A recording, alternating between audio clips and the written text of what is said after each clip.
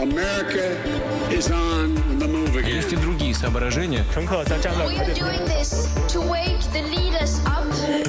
La revue de presse internationale sur Europe 1 aux États-Unis et au Royaume-Uni. Première étape, l'Allemagne. Bonjour Hélène Kohl. Bonjour. De quoi parle-t-on chez vous ce matin ? À la une, les milliards qui pleuvent à Mayence. C'est le titre du Spiegel, du Manager Magazine, du Wiesbadener Kurier. Et les milliards, ce sont ceux de BioNTech. Vous savez, l'entreprise qui a mis au point le tout premier vaccin contre le Covid et qui s'est associée à Pfizer pour le commercialiser. On a eu les résultats du troisième trimestre hier. La pépite BioNTech dégage un bénéfice de 3,2 milliards d'euros. Clairon Die Welt, qui a fait les comptes. Grâce à l'impôt sur les sociétés, cela va faire un excédent de plus d'1 milliard pour la ville de Mayence. C'est le montant exact de sa dette, révèle le Süddeutsche Zeitung.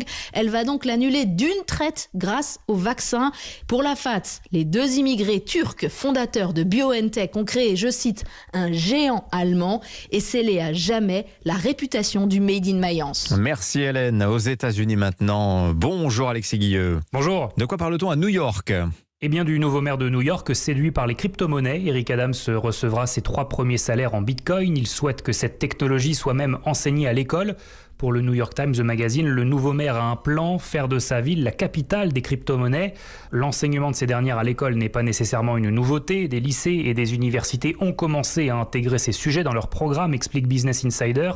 La ville de New York va d'ailleurs se doter de sa propre monnaie numérique, le NYC Coin, un an après Miami, dont la nouvelle devise a déjà rapporté 21 millions de dollars. Alors il y a tout de même quelques critiques, des obstacles majeurs pour faire entrer les crypto-monnaies dans le quotidien selon Politico, puisqu'elles sont encore taxées par le fisc américain comme des biens. Dans un éditorial, le Bloomberg juge ces décisions ridicules. C'est la dernière illustration de la mode de la finance numérique qui enthousiasme les bailleurs de fonds et les élus politiques. Merci Alexis. Enfin au Royaume-Uni, bonjour Anaïs Cordoba. Bonjour. À la une à Londres. Eh bien, la presse britannique revient sur cette affaire qui fait tâche pour Boris Johnson et son parti. Geoffrey Cox, un député conservateur, a passé au moins 1 mois cette année dans les Caraïbes à exercer en tant qu'avocat parallèlement à son mandat. Le Daily Mail révèle qu'en plus de son allocation de député, il a donc gagné un peu plus d'1 million d'euros en 1 an pour conseiller le gouvernement local des îles Vierges britanniques accusé de corruption.